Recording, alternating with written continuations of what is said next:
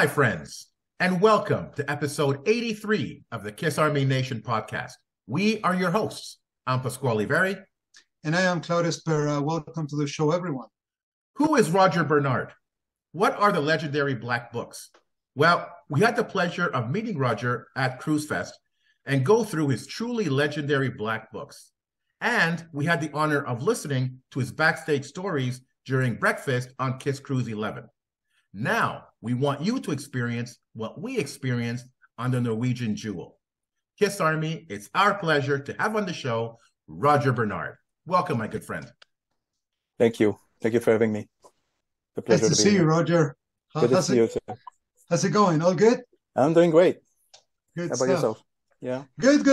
All good. This is going to be a fun episode. So just to get things going, Roger, let's start the show by getting our listeners to know you a little bit more.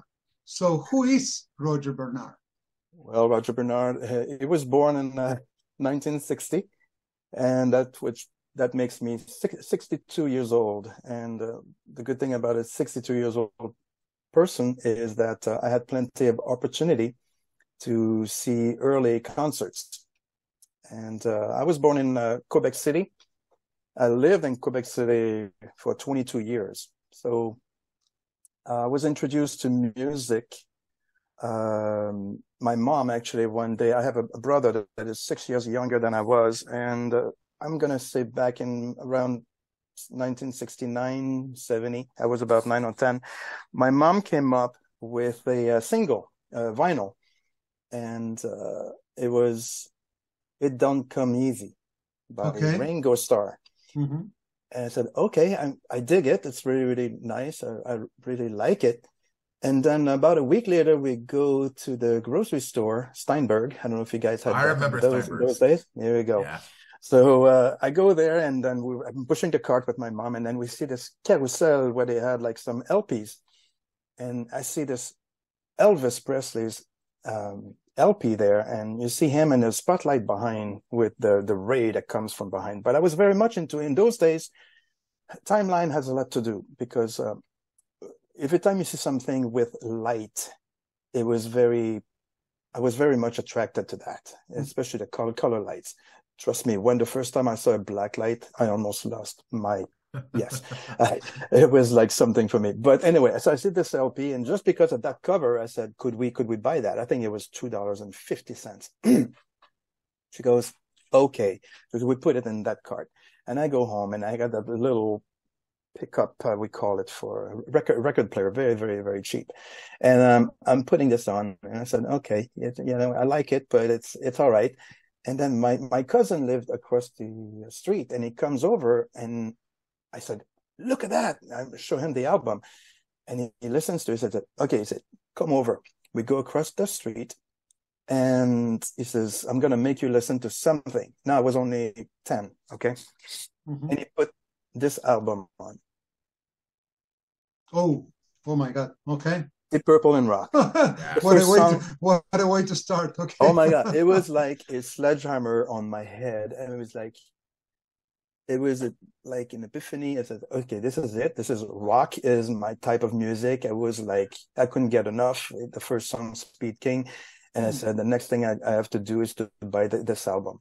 So fast forward, it's 5 years later, or maybe 6 years later. And towards the end of 1976, I have a friend of mine. He brings me to his place, and he says, I have to make you listen to something. And what did he use, and what did he put?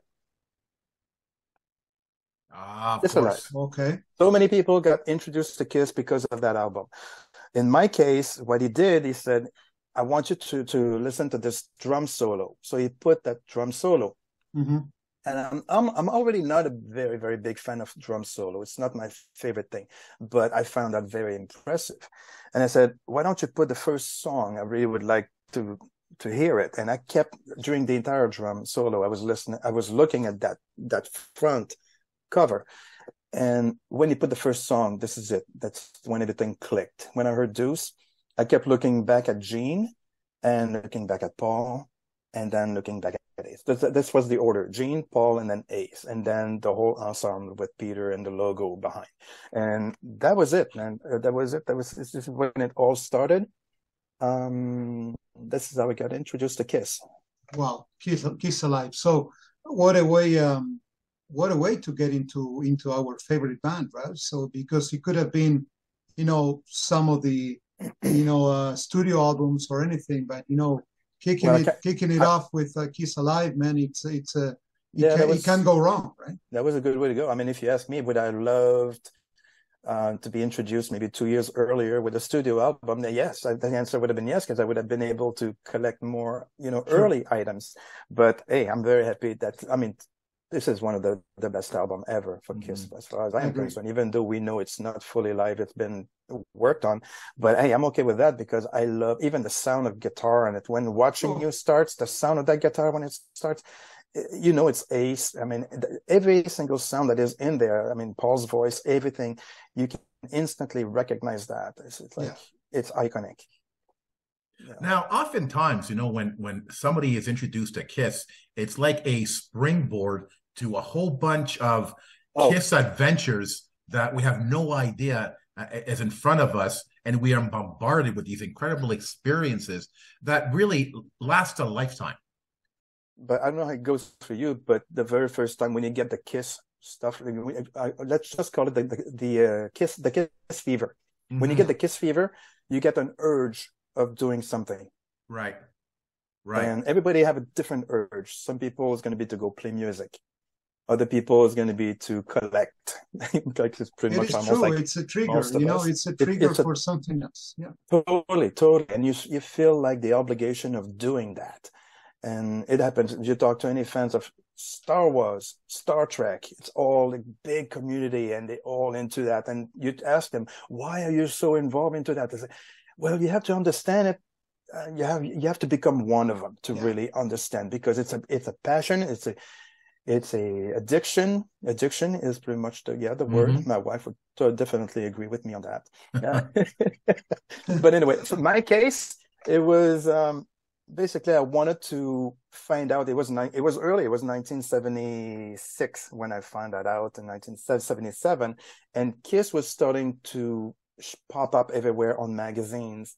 So I said, okay, there you go. This was my way to feed that appetite that I had for KISS. So I started buying magazines, try to find out, and especially it was my goal and my mission to try to find as early stuff as possible. And we're not talking, it's only like 4 years old by then, right? 73, 74, 75, 76.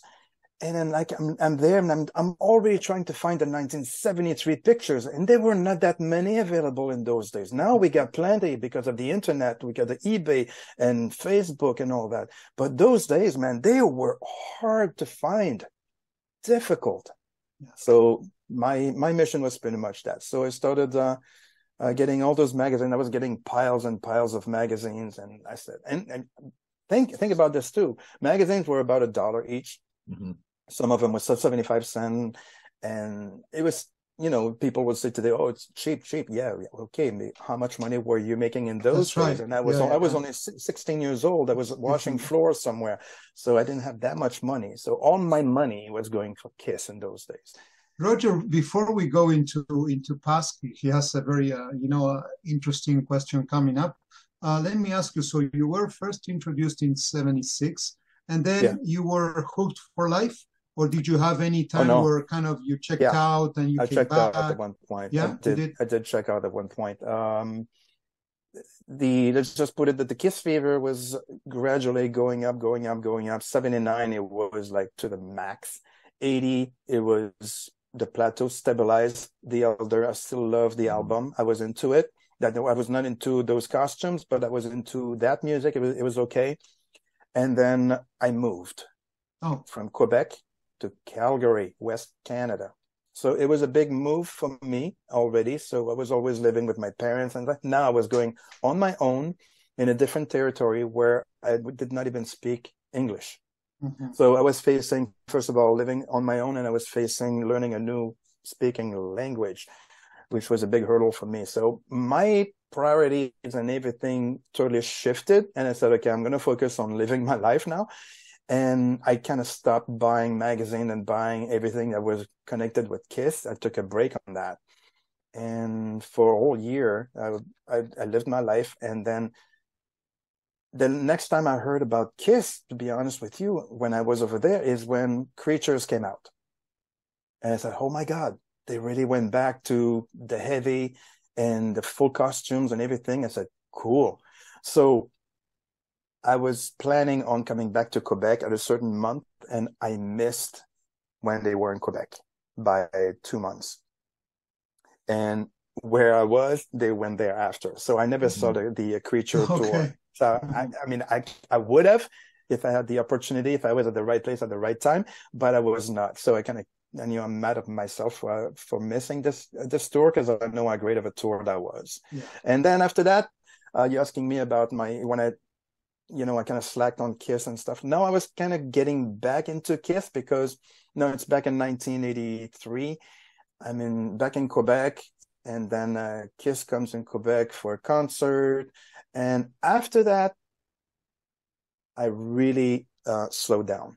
1985, 86, 87, and part of 88, dormant. Like, not listening. I mean, I'm still listening. I still have the same, I can tell, I still have, if you show me an old pictures of KISS that I've never seen before from 1973 or 4, I'm going to go like ape shit. I'm going to go excited, right? And then, but it's still, am I going to go and look for concerts and stuff like that? No, I'm not. So then I decide in 1988, I said, you know what? I got all that stuff, bootlegs, I got posters and tons and tons of stuff. So I think I'm going to sell most of it, because I cannot now they're getting so much stuff available out there. I cannot collect everything. So I'm going to just focus on one thing. I'm going to stay with the books that we're going to talk about, and I'm going to stay with pictures and maybe a few things that I like, but everything else is going. So that's hard for KISS to do. So I went in New York, Providence, Boston, and New York. Convention were very big over there, so I sold almost everything, and that went quick. And the prices, those for what I sold, they were very lucky, because they're not the prices that you see today. Mm-hmm. Of course. So I was selling like original 2 from Japan. In those days, it was so difficult to find. I was selling that for $45. I was selling like 1974 pictures. I mean, the broken guitar from Creatures. I sold that there. Mm-hmm. At Paul Through. I sold a towel from 1979 in Montreal that Gene threw. I sold all the guitar picks. Not all of them, but a good bunch of them, and all the bootlegs and all the posters. Everything went so quick. So, and then after that, when I was doing that, in that process, the convention that I did, the first one when Lydia Chris was there, the candle totally got like gasoline on it, because I kept hearing Crazy Nights in the background.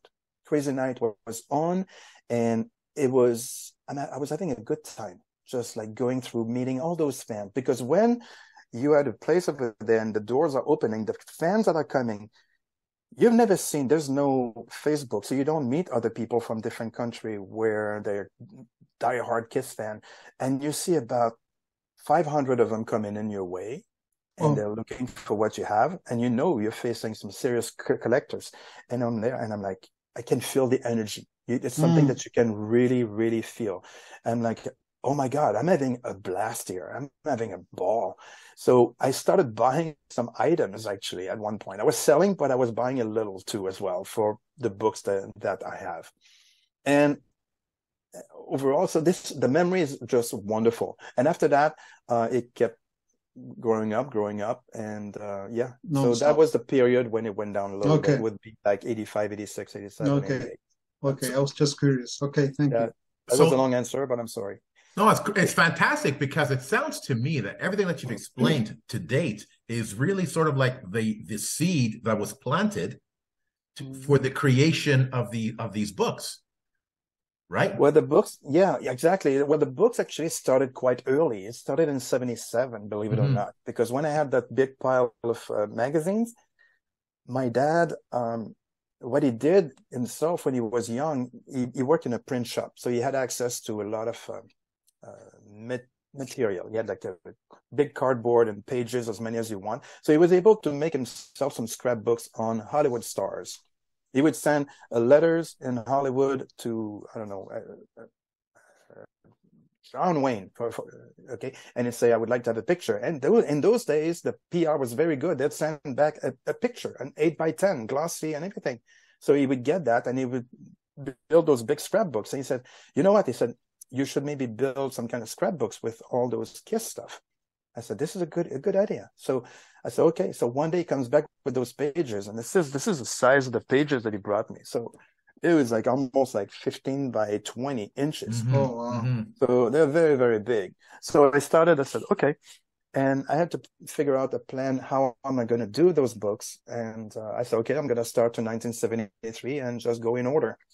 And again, we didn't have that much. There was no books on KISS in those days that tells you exactly the outfit and when they change and all that. You didn't have any date precise, but you have an idea of 73. This is when Ace has two different costumes with the lightning and the one with the wings. And so I was going with those pictures to try to put them together.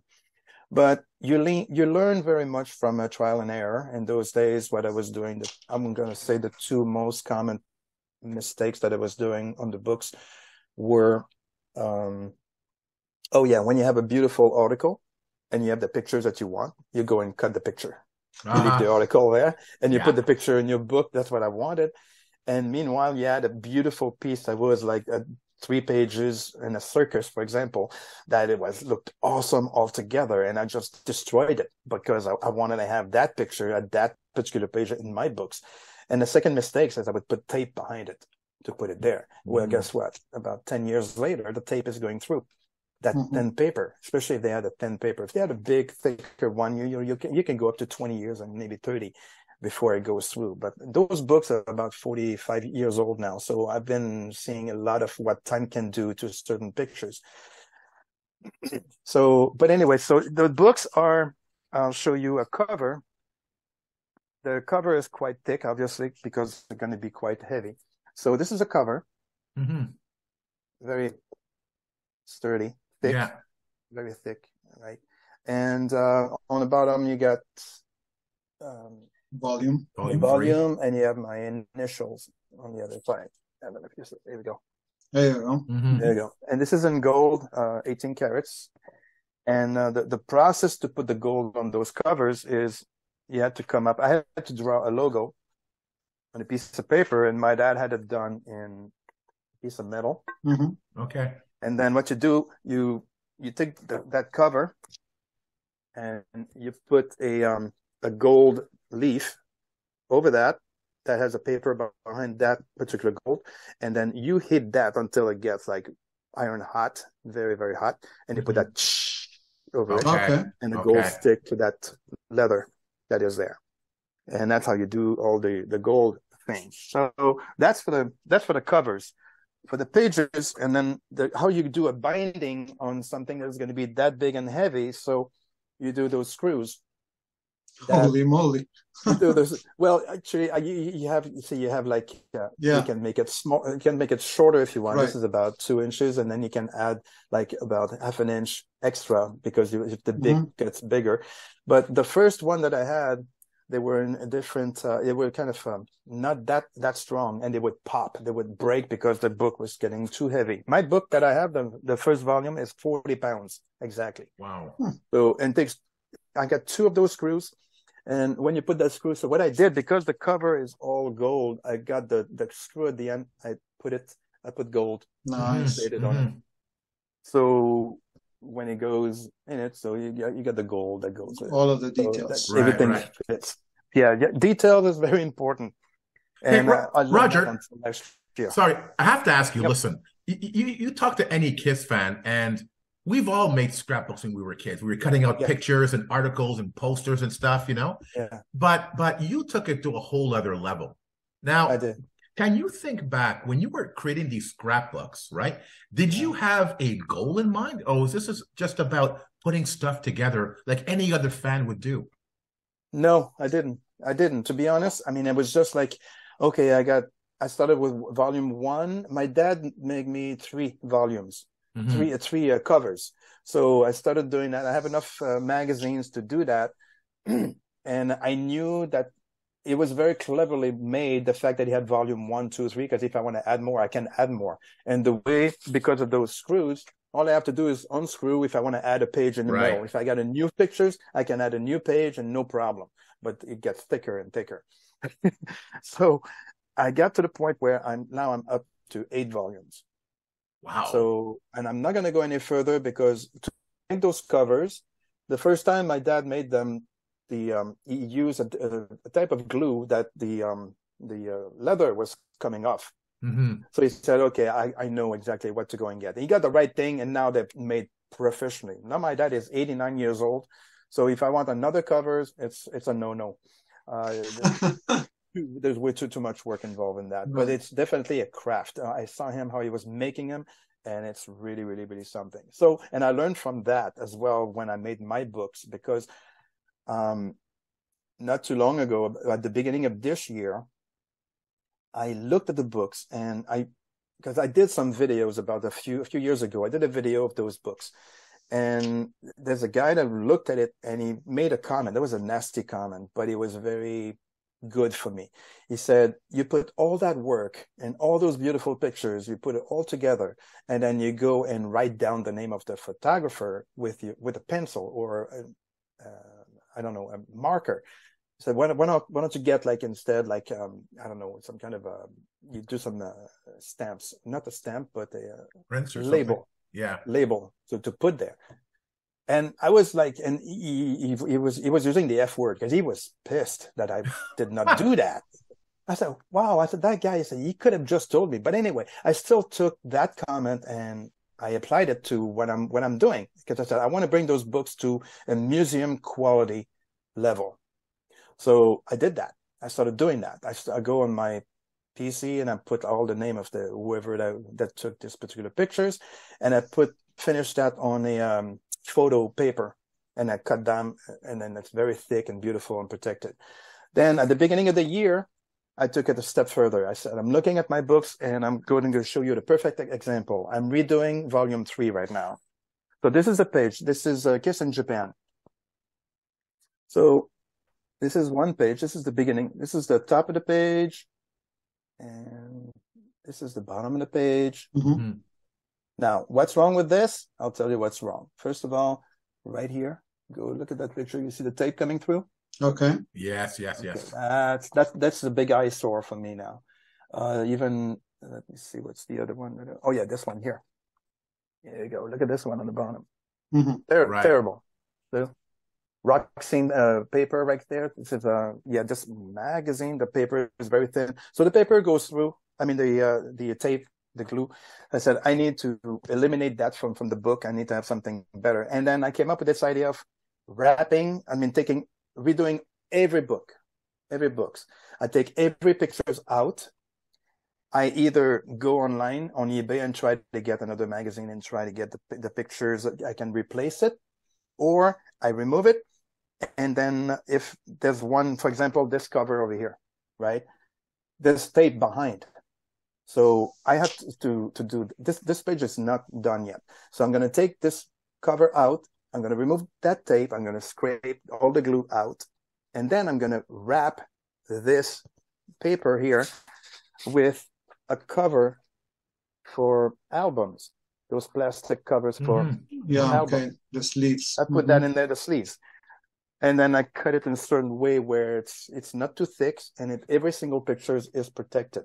Okay. So I started in January, and I started with volume 2, by the way. I started with volume 2, and then I went to volume 1 somehow. Don't ask me why. That's a lot of work, huh? There's a lot of work. Oh my God. Volume 1 has 877 pictures. Oof. So it's 877 sleeves that I had to do for every pictures in that book, and I did volume 2 as well. Okay, but hold on a minute. So you're telling me that a lot of the work you went through all that trouble, all that time and effort to find these rarities in this book. Yeah. And then for some of them, you have to go back and try to find them again to replace them in the book. That must have been a feat in itself. Yeah, it is. It's a full-time job, pretty much. I'll be honest Oh with you. my goodness! Oh my goodness! Wow. But I'll show you some example that I have here of this is the one that I still have to do. The one I'm going to show you, those are the ones that are done. So what I did for this show, I took my volume 1 apart and I went to get some of my favorite pages. I'm going to show you. So okay, so this is the first page. We all seen those two pictures, right? Yeah. There's nothing new there. But behind, here we go. This is rock scene. This is the first time that KISS was in a rock magazine in the US. And I'll show you, this is on one side, and the other side is the article itself. And this is what was published. It took me a year and a half on eBay to find this copy. You can find many of those magazines, but not this particular one. And I even see now, I love to have the entire thing so much that I even leave the other pages that are not having KISS. So you see what was before. And this one is basically, they introduced the new bands in New York.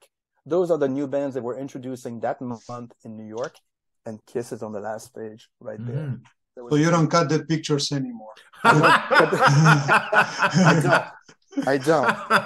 Oh my God. Well, no, sometimes I do, but in this one, because it's so rare and it was the first time in the magazine, I love to have the cover page and I like to have the entire article itself. This is this is something I like to have.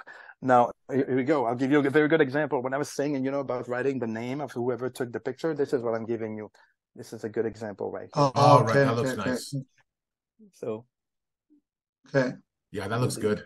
Beautiful. Now you see the glare, but the way if you come and look at the books, the way I'm going to display them, the light will be behind you, so there's no reflection on that plastic that you have. There's always a way to. It's like if you have a painting on the wall, you don't put a painting where you're going to see the light, that you're having a glare. You want to put it where there's no glare. So that's what I do every time I show the books. Another great page I want to show you is this one here, the Casablanca party. Okay. I'm going to tilt it a little bit. So this is from the Circus magazine. Oh, those are nice. Those are amazing. February 1974. Yeah, and on the other side, shortly after, February. Oh, the ABC in concert. ABC in concert. Wow. Now, we've seen those pictures on Facebook pretty much everywhere, but the size of the pages allows me to do a layout. When you see them together, it's like very pleasant to the eye. Yeah. Particularly this page here. This one is, when you see it in person, you want to die. Oh, wow. Beautiful. My goodness. This one here is really, especially the row in the middle with Gene. Wow. Is like just stunning. So look at that. This is the fun of having a large page. You can do new layout that you didn't have. A rarity that I have in the book, I got that in 1988. Original handbill, Hotel Diplomat. Nice. If anybody's listening to this episode, they have to watch the video because there's so much to see here. True. Well, the videos are, I kind of removed them because I wanted to do a new, because now they've all been done. So, and this is all, so this is a good example of, make sure that the, whoever took that picture is credited. Credited to Lydia Chris. I went to the Hotel Diplomat, actually. I went there. Mm-hmm. It's like, oh my God. See this picture here? I'm very proud of this one here. Wow. This is a price on the side, how much it was.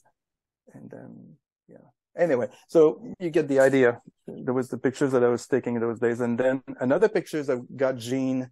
When Gene was looking at those books, he always stopped me on that one and said, how did you get this? It was not a big one. It was smaller, but I got this one at an auction not too long ago. Dina Regine is the one who took that picture. Mm-hmm. Okay. And she was dating Gene at that time. Okay. And she has a page, actually. She's a professional photographer. And here's another one, give you an idea. We've seen that pictures before. Yeah. I don't know if you did. But when that picture first came out, Chip Rock, photographer, back in New York, he knew me, and he mailed that to me because it just came out. He said, Roger, I kept this letter that he gave me. Mm-hmm. And he was basically saying, I found that we have no clue who took it, but he said, I thought that you would like to have it for those books. So that's how one way to get stuff that are very rare is by knowing pictures, knowing people. And look at this one. It's a kind of a combination of some of the promo for the first press kit mixed with, other thing, the stamps and. Roger, let me ask you a quick question. So, as Paz was saying, so you took collecting rarities to a whole new level. So, what did you have to go through to collect some of these incredible rarities that we can find in your books? The answer on that is pen pal is a big one, because back in the 70s there was no auction that you knew that you can go purchase thing. There was no eBay. One of the best way ever would go, you take a magazine, you go look at the ads in the very back, and you'd have some people saying, I'm a Queen fan, I'm in Japan, if you want to exchange. Those were the best guys, because you don't want to find a KISS fan, because a KISS fan would keep the best items for themselves. So you find somebody that has another band and you send them. I had magazines that had tons of Queens. I'd send them Queens every month, and every month I get a beautiful envelope from Japan with all the stuff that is like no one can find. Mm-hmm. So I had a pen pal, and I had one in Australia. I had one in Italy, Sweden, Holland, and Japan, and France. So those are the places I was getting stuff on a regular basis. I mean, I was always at the post office mailing envelope. And then every time I was mailing an envelope, there was a nice thick envelope. And I was getting nice ones too. So that was exciting. So that was one way to get those items. Now these days, of course, you have eBay. Yeah. You can find a lot of stuff on eBay, but you have to be savvy also. You need to be on a very big lookout. You have to know what you're looking for, and you got to check every day. Yeah. And then, auctions. Mm-hmm. Auctions is big. They don't come often, but when they are there, jump on them. Yeah, jump on it. Yeah. Convention would be the other one. Convention, you're going to find some good stuff. You're going to find some good items in there. There's one last page I wanted to show you. This one here. That sticker. Dress to Kill. Oh, the Dress to Kill. Okay. So this is a Dress to Kill. There's a story on that, because you're asking me how I get items. This is probably the most valuable item that I have in my volume 1. So this item is, I posted that, I have those videos about the books, and then somebody that is in Sweden contacted me, and he says, Roger, he says, I saw you have this sticker. Could you mail me, just send me a picture of the back? But he said, do not post it. Do not show it to anyone. And I did send it to him. He says, you have a real one. I said, I have a real what? He said, this is not a Backstage pass. He said, this is a promo sticker. So the Backstage pass is a little bigger, and it's got a yellow border. This one, we can't find any of them. He said, I have one. And he said, you're the only ones that I know so far that has the other one. There might be other people, but they're not showing it. It's not out there. But as far as we know, those are the only two that we know so far that that are out there. So that was, and do you know how much I paid for that thing? Great to ask. $1. There we go.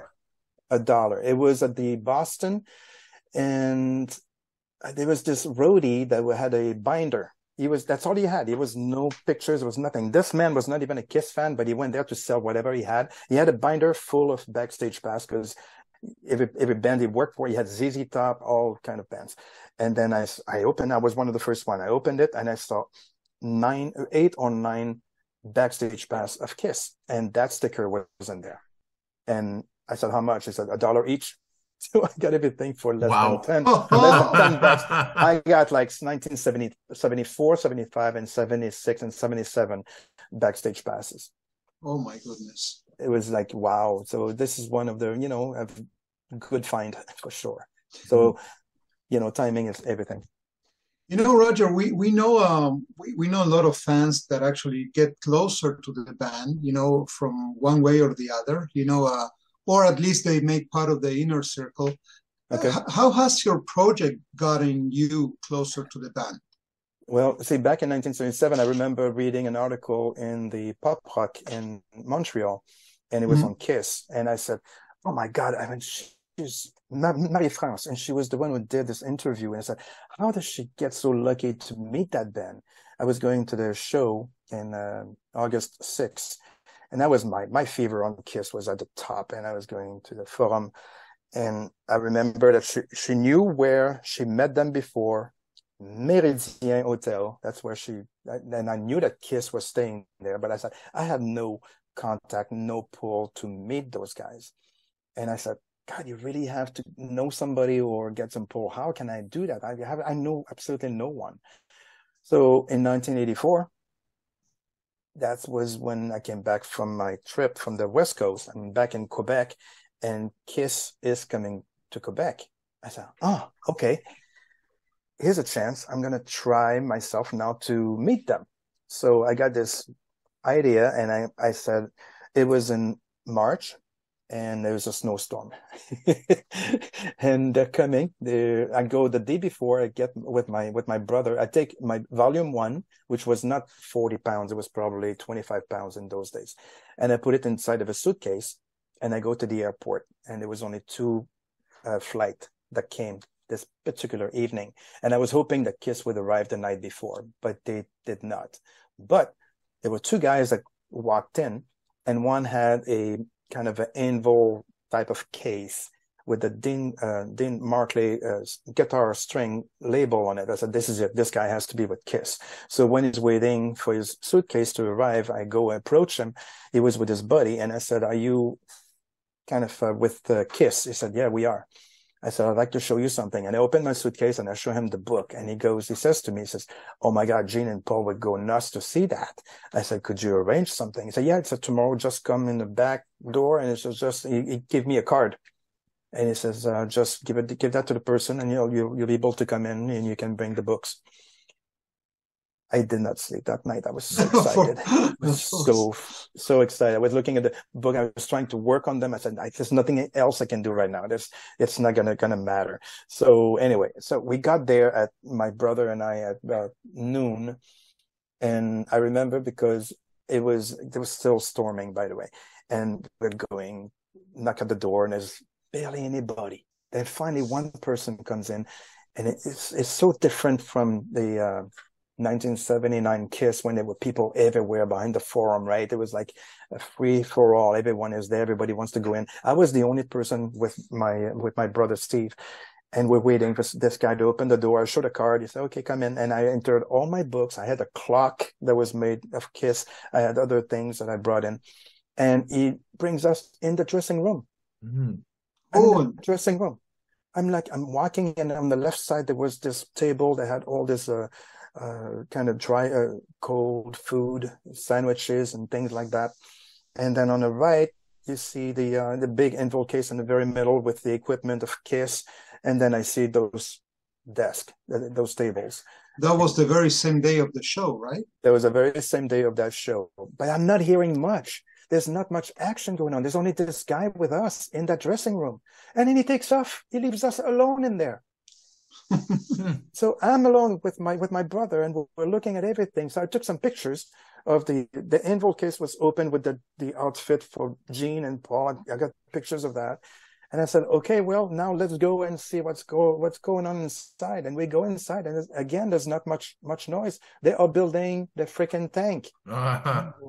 So I go take a seat up, and I'm snapping some pictures while they're building the rail and while they're building everything.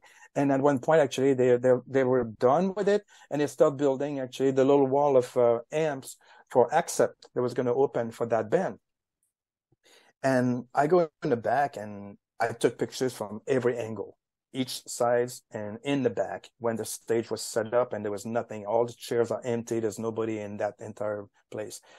And so here we go. We go on, and they do the sound check. There was nobody that played a drum or anything. It was very just, if it was a Boeing that just started, it was for about 2 minutes. Oh.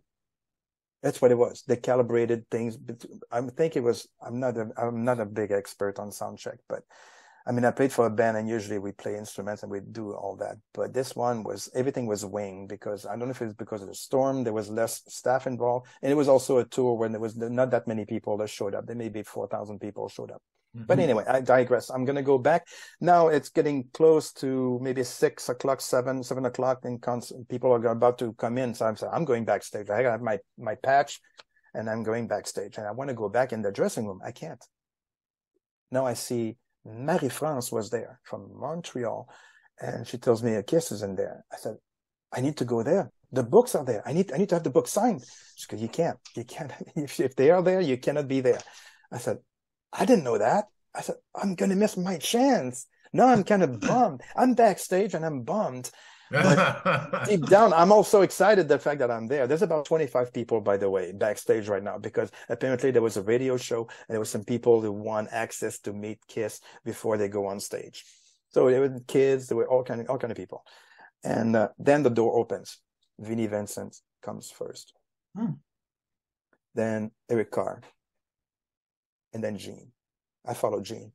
Even though Paul is my favorite, I followed Gene. And Paul actually did not come out yet. He waited. So now I'm taking pictures of Gene. A little kid is recording because he's got like a radio show and he wanted to have an intro made by him. And I saw him. He's like, hey, this is Gene Simmons. You're listening to da-da-da-da-da. And it was very cool. And interaction going on. And I went for about, I'm going to say 15 minutes. And then finally Paul comes in. And now they are walking towards the stage, and I'm walking with them. I'm taking pictures of them walking, and now I'm standing. This is one of the moments that I will never, ever forget. But the books got me access to this, by the way. Now I'm there, and I'm like, they're going. The people are there. The lights went dark, and I see Eric Carr going up the stairs, and he took a seat. And when he was taking the seat, I took a picture of that when he was taking a seat. And then Gene is like this with the bass. And no, he doesn't have the bass yet. He's like this.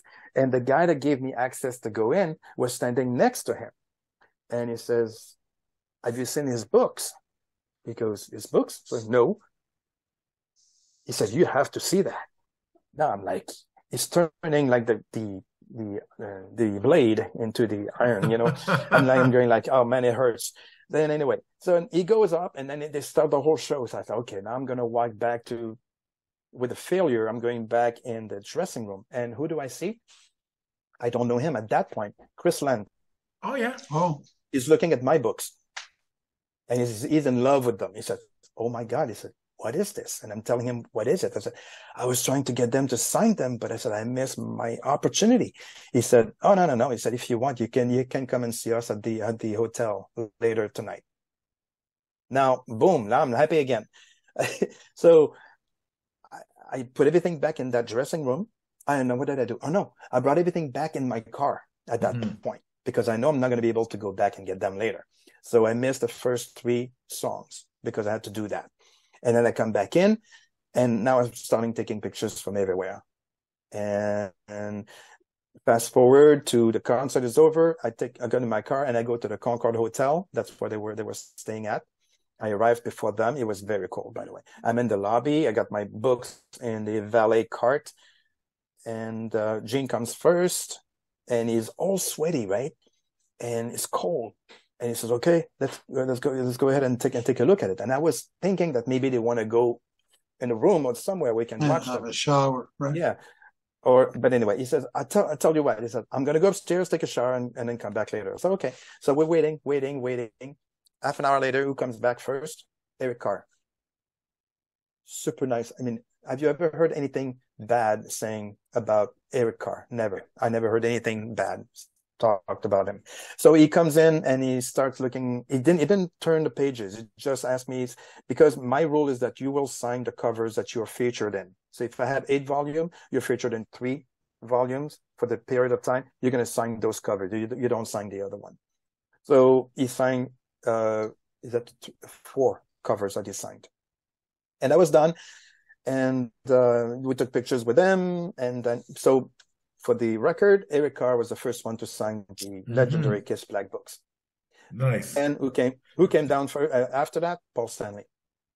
And Paul Stanley, man, fasten your seatbelt on this one. He came down, sat on a couch. He had all the volumes in front of him. He was there from 11:30 at night until 3 o'clock in the morning. Seriously? Oh my God. Seriously, not joking. 3.5 hours he spent there looking at every pages. And I remember at one point maybe there was about 10 people around him that wanted to take pictures when he was looking at the books. And then at one point he stopped and he was reading the entire article of the Playboy of 1977, December, when he went to Japan. And he felt like reading the entire article. And we were like, it was kind of eerie because there was nobody talking. We were just watching the guy reading. It was quiet. It was weird. But anyway, he went through that. And then I got a few things signed. I had the album signed. Lick It Up was signed by him. And I had the Rock and Roll Ball with KISS signed. But this is a different story. And he signed it. That was quite that's something that unfortunately I sold at one point later. But I very much regret I have sold that. But anyway, so that was my first introduction with meeting the band with the books. Thanks to the books. Oh my goodness. So Roger, it's interesting because talking about your books and expos, that's something I want to touch on because I remember my first expo. It was in 1994 at the Metropolis. Okay, it was a total bomb. I remember a live played with Spiro, and that particular act was just an amazing experience, really cool. But the rest of the convention didn't go very well. Not many people were there. So that was my first introduction to a KISS convention. The year after, they had the KISS Worldwide Convention at the Bonaventure. That 12-hour event. I don't know if you were there. That was like second to none. It was just amazing. So that was in 1995. Now you went to your first expos, was it in 88 to 89? So 88. What were those conventions like? They were quite unique. I don't think we're ever going to see anything like that because of the material that was available in those days. Everything was oak wine. Right. Everything was old. Everything was like amazing, and everything was affordable also. So those are all the things that we won't see much of that now. Although I was at the Vinnie Vincent Expo, and the Vinnie Vincent Expo, I was happily surprised to see some of the material that was there. So it was kind of crazy, and it was nice. Were you there? No. Vinnie Vincent? No. Okay. But anyway, to go back to the 1988, the first one that I went, Providence, that I went. Okay. It's the first one that I went. That one was much smaller, still big enough, but it was maybe 1/3 of the one in New York was. And this one was good. I mean, this is when I sold most. It was my first one, so I sold a bulk of everything I had. But I still had some very good pieces to sell. And somebody told me, hey, there's another one in New York in 3 months. And I said, okay, I'm going for it. So it was something, by the way, just to go from Canada. I mean, you go from Montreal to US with a car loaded of equipment. And all I had to tell the guy is that it's only for display. And he let me go. I didn't record anything. So whatever I sold, it was good. And I was coming back, and I was okay to come back. So I got very, very lucky with that. But my God, like the one in New York was, like I said a little bit earlier, when people came in, you knew you were facing the big guns. And every other dealers, oh my God, the stuff that they had. And it was the first time that Lydia was selling her stuff. So needless to say that she had some stuff that like golden opportunity here, because it's the first time you get first pick. And I was a dealer, so I saw it before people came in. So if I wanted to buy something, and it's something I could have bought, and it kills me that I did not buy it because my goal was just to sell. But I started buying a few 8x10s. I said, that's going to be perfect for the books. That's good. I'm buying a few things like that. My buddy bought a belt buckle that belonged to Peter. And then the KISS Meets the Phantom script for Peter was there. Oh my God. Do you know how much she was asking for that? No idea. I'm afraid to ask again. $125. Oh my God.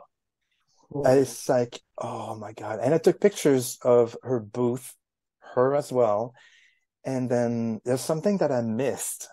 So later on, I'm going back to my table and somebody says, Roger, you want to go see what she has on the side of that table? So I go back and she's got this black binder that she had a friend with her that was showing it to someone.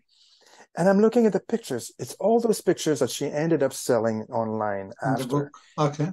about the book that she has when KISS is waiting at the airport in Canada to pick up the plane for the first tour that they were doing in West.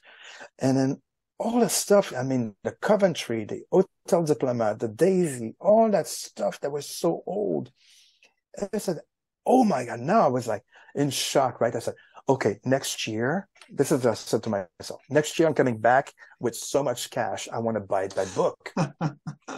And that was the goal. That was my mission. So anyway, but to finish the particular expo that we're talking about in 1988, there was a museum, the KISS Museum. You probably saw pictures of that. When I saw it for the first time, you see the Batwing outfit from 1974 from Jean that is there. It's all shrunk because of the sweat. It's the real outfit. They have like the backdrop of the 1976 concert when the drum goes up and you see the big cat, the black cat, only the face. It's there on the wall. You can have your picture taken in front of it. And then there's a raffle for a 1975 Alive Peter Criss costume, $5 a ticket, a raffle. Because the guy who had him, he had 3 costumes because KISS had more than 1 costumes back in those days. The money was in now. And Peter had 3 of them. So they had 1 extra and they said, okay, let's do a raffle. And there we go. That was like that. So plus everything that was there. So I took tons of pictures of everything of that museum and tons of pictures of the dealers. And later on, I met somebody actually that has an entire video of this entire walkthrough of the whole expo. A year later, I went back to the 89 expo. I was as a dealer again, and this time I was featuring the books. I was showing the books. I called them in those days the KISS biography books. Okay. And anyway, they were all there, and I still had a few items that I was selling that were very good, like the broken piece of guitar from Creatures was there. I sold that there very, very fast, and other things. But again, this particular auction, at this particular expo, it was extremely entertaining because at the end, the person who had the museum lived in maybe an hour and a half away from where I was. And I said, what if I go visit you in 2 days? Because I have a few things to do here in New York. Can I go visit and film the whole thing? He said, yeah, you can. So I was able to go there to his store. It's called the Rainbow Rock. And I'm sure people heard about that. And I had a private session. The entire trunk, he opened the trunk and he was showing every costumes and master tape, like Mr. Blackwell from The Elder was in there. All the stuff. Wow. I mean, it's like, and the video, I filmed the whole thing. I made only 1 copy, and that 1 copy, I sent it to him, the person who allowed me to have that. I never made a copy for anyone else. But I mean, if you come to my house, I'll be happy to show it to you. But you see everything that was in there. It's like, oh my God, priceless. So that was a thing that I was very privileged, and I did at one point. So not too many people know that. That's one of the things in the KISS world that happened to me. But yeah, those convention, beautiful. Then I went to the Vinnie Vincent. The Vinnie Vincent was totally different because of the people that had to wait for signing. Yeah. There was over 1,000 people in line. So because of that, most people missed the convention itself. So there was some traffic, but there would have been way more traffic if there was no line waiting for the signature. Thing signed. Yeah. So it was, I mean, but the electricity in the air, it's just like the cruise. It's like the electricity that is there. All the fans are there. And guess what? I mean, at one point, the way I look at it, KISS is not going to be there anymore. And people are going to look for gathering like that to celebrate the band because that appetite that we have of feeding KISS fever that we have, we need to do something, and the gathering like that are just number one. And it was something. I mean, you can see videos, you can see pictures, but it doesn't justify when you are there. It's a different story. And of course, conventions, I mean, this is huge. I mean, this is like, man, it's really, really something. So that's my experience on the 1988-89 conventions. Roger, you just mentioned, KISS Cruise, and that Yeah. gives me, the perfect, pathway to ask you, how did you get involved with Cruise Fest, which we know, it was the pre-party before everybody got on the Yeah. boat. And could you also tell us what was the reaction from fans after going through the black books? Because you had a stand and you were showing the books. Yeah. So Yeah. Yeah. can you brief us on how you got involved and what was the fans' reaction? Yes, I was. I have a page on Facebook where I was keeping people in up to date of how the book is going. Volume 1, I was working on it, and I was trying to finish it before the KISS Cruise, because my idea, I wanted to bring the first volume with me on board.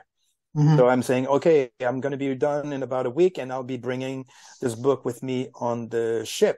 Then I received a message from Chris Senzak from the Decibel Geek, because when I went to the Vinnie Vincent Expo, he was the booth that was next to me, and he loved the books. And he called me, he said, hey, why don't you display them at the KISS Kruise Fest?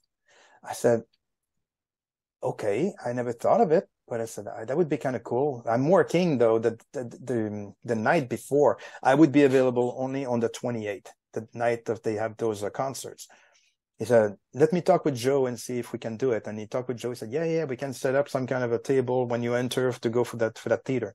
I said, okay, I'm for it. So I brought my banners with me, and I said, all I need is a 6-foot table, and I'll take care of everything else, the lighting and everything. And you're asking me how people, as soon as people started coming in, I mean, those people that I know from Sweden and Norway, they came to my table right away, and they looked from the first page until the last page. Of course. And then, but the fun part is that Doug Bentley, when he came in, he started looking at that, and his poor wife was with him, and she was, involved in it and all. But then the show was starting over there, so they had to go back. And then I see Doug coming back later by himself, and my wife she goes, wasn't he with his wife watching the show? I said, yeah, he is. She goes, okay. So anyway, he was there, and he's still talking to me, and that's when he was asking me to have a backstage pass to be signed by Todd Howard, because Todd Howard actually was walking by, and it was my mission on that particular night, because I took an incredible picture from the Limelight concert that he did with Ace Frehley, and he contacted me when I posted it on Facebook one time, and he contacted me and he said, I would love to use this picture from my book that I'm writing. I said, okay, that's fine. We can just arrange the whole thing.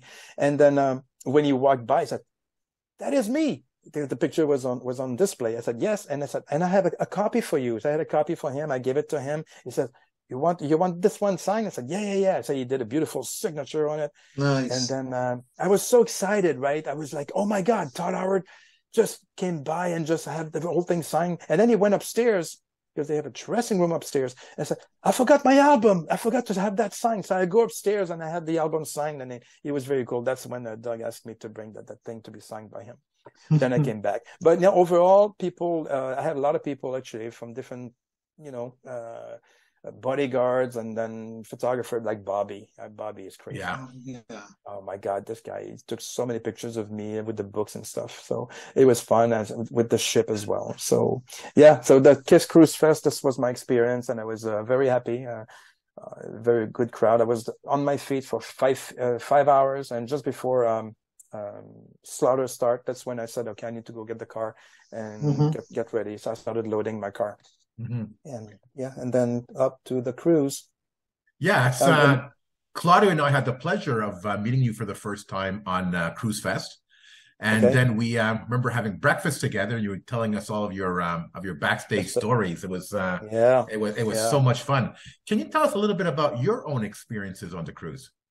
The cruise, so for everyone to know, I attended cruise number 3 and cruise number 5, and this cruise. So if you ask me which one was your favorite, very difficult to tell, because they're 3 very different experiences. The first one is like if the first time you go to Disneyland, nothing can beat that, because it's the first time you're introduced to that, and you say, oh my God. And then the second time you see other things that you wish it was great, like the KISS Kruise 5. I mean, please, KISS played the entire live album. Yeah. So, ouch, that was something. And So, but this one, I went with my wife. And I was like, okay, that's just like, I know that in the first two, it's impossible to meet the guys unless you buy a guitar. Yeah. If you buy something, otherwise you're not going to be a one-on-one with them, really. But I said, I'm going to go there just like to have a good time. And I have only one thing I would love to get if I can. It was getting the Doc McGee autograph and Tommy. And I was able to get those on the second day, both of them. I just waited until the end of the event that they were doing, and they were willing to do it. I mean, this cruise, I was told, people were saying that they mingled much more than before with the rest of the entire crowd.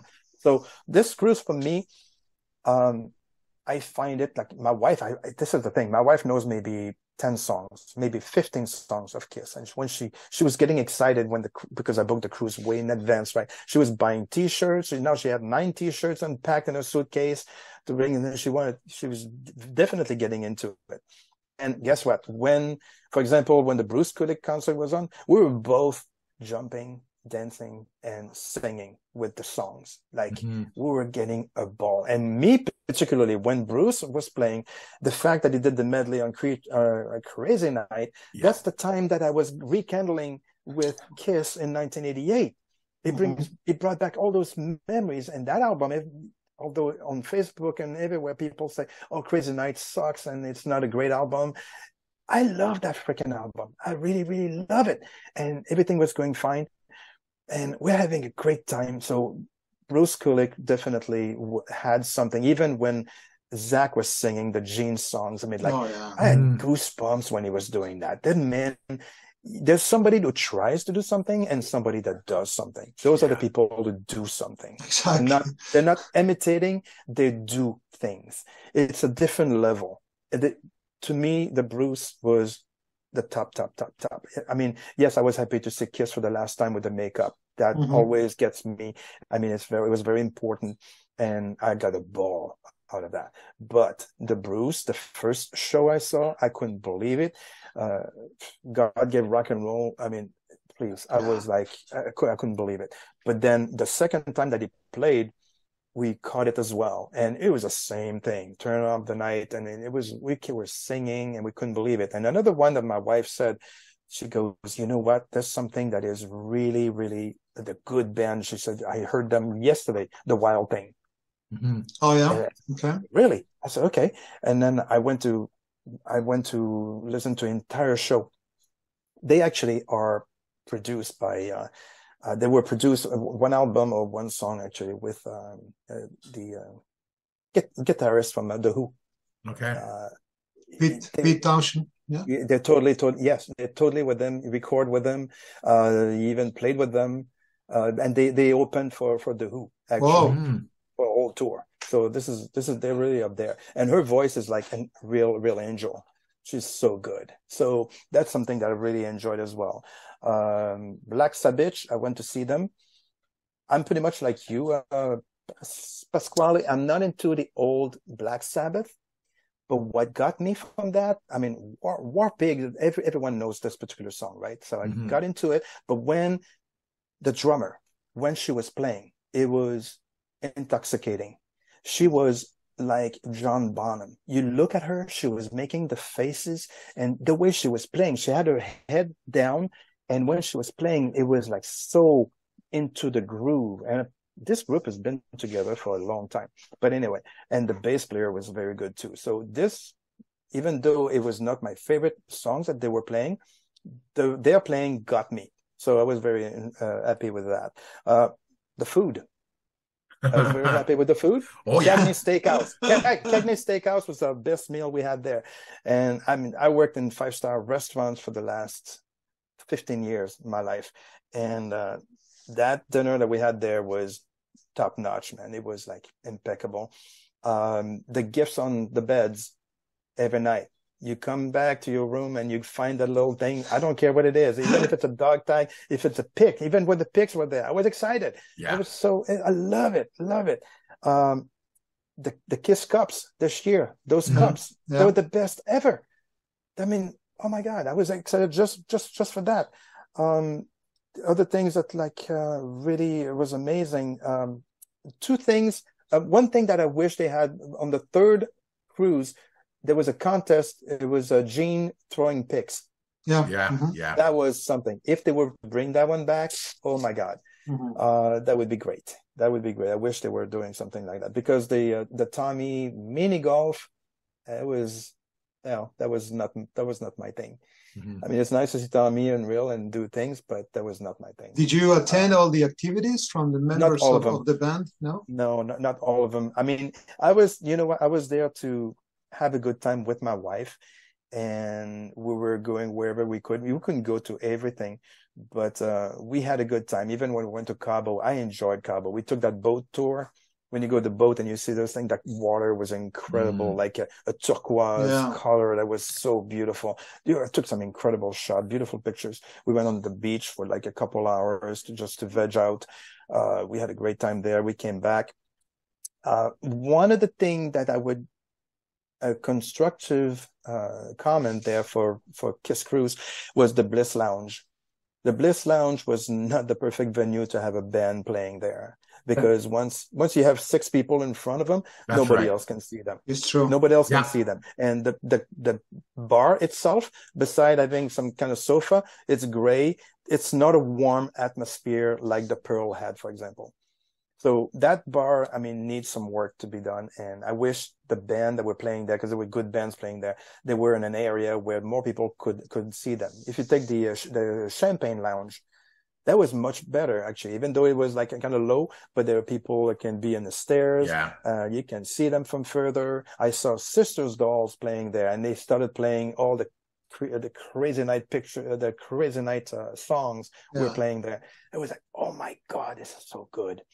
Everybody was singing. And you know what? When everybody was singing like that, this is when I realized that the future KISS Cruise are going to be all about that, because there will be a time when, if KISS is not there anymore, they're going to say, okay, when can we celebrate? It was exactly like if KISS was not there and they were able to sing those songs, they know the words, and everybody was going at it. And the atmosphere was so warm and so beautiful.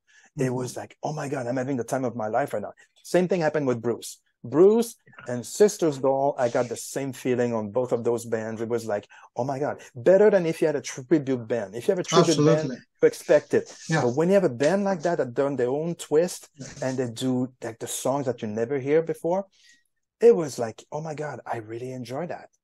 So that's pretty much my take on the entire KISS Cruise. Are we going to go again? Yes, we are going to go again. We already put the money down, and just because of the quality of the bands that were there, and we know there's not going to be an indoor concert, but the fact that it's going to be a sail away. You know what? KISS is going to be playing sail away concert for quite a while, because you saw he was changing guitars between every song. Yeah. Every guitars, you know what they go for. Yeah. It's a good business for them as well. Absolutely. Absolutely. They go do a quick vacation of 5 days. They sell the microphone, they sell everything. They sell the microphone, they sell every guitars for every song they play. Why not go back and do it again? You know, the fans are going, and it's going to be, I mean, you have to have KISS to come to help to have the people come in. But absolutely. Roger, I think you already, gave me the answer to the next question that I had. I guess your wife might not be a diehard KISS fan as you are, but she seemed to have loved the cruise, right? So this is interesting, for people who are not actually big fans, they still have a good time. Absolutely. If you're not a KISS fan, I guarantee you're going to have a ball. Guarantee you, because my wife was the perfect example of that. She loved some songs, and she didn't think that she would have that much fun, actually. So I think, but the number one thing that I like when I go to a KISS Cruise is to meet the people. Yeah. That's the number one thing. Usually KISS comes after. It's to meet the KISS fan. Convention is the same thing. When you meet the people, it's like, oh my God, intoxicating. This is so cool, because you share. It's almost like if you have you're hurt with something, and then you can share the pain with other people, kind of thing. You share that thing. But here it is a passion that you do share. So that passion, you need to share it with people, and those people are going to understand you. So to have that, I mean, you walk around and you'll recognize people, you wave at them, you don't want to bug them, you don't want to bug them. But sometimes if you just go approach them and you start talking to them, you're going to have the best experience sometimes. Oh, yeah. Mm-hmm. So, yeah, so the people, the bands, and but yes, to answer that particular questions, even if you're not a KISS fan, you're going to have a great time. Good. Awesome. Yeah. So, Roger, we've had such an interesting discussion here. It's fantastic. Thank you so much for being on the show and taking time to talk to us about your experiences and your amazing legendary books. Want to end it with one final question, though. So, what does the future hold for Roger Bernard and the legendary Black Books? I don't know. To be honest with you, my goal, I mean, I have only one mission, and my mission is pretty much like I want to finish the books because I'm remastering every books. So that's going to take me, I'm going to say, maybe 4 years to finish them.